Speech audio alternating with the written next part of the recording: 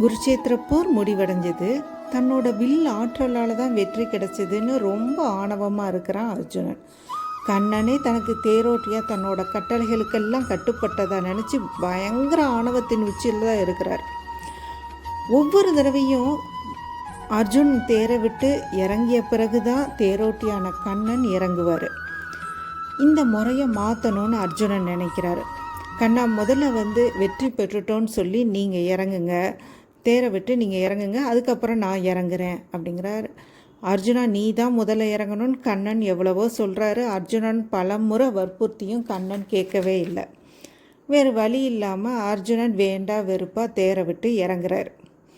கொஞ்ச நேரத்தில் கண்ணனும் தேரை விட்டு குதிக்கிறாங்க. கண்ணன் குதித்ததும் அந்த தேர் தீப்பட்டு எரிஞ்சுது, வெடித்து சாம்பலாயிருச்சு. இதை பார்த்து அதிர்ச்சியான அர்ஜுனன், கண்ணா என்ன தேர் இப்படி வெடித்து சிதறிடுச்சு அப்படின்னு கேட்குறாங்க. போரில் பலவிதமான ஆற்றல் வாய்ந்த அம்புகள் அந்த தேரை தாக்குச்சு. அதில் நான் அமர்ந்திருந்தேன், அதனால் அதெல்லாம் வலுவிழுந்துருச்சு.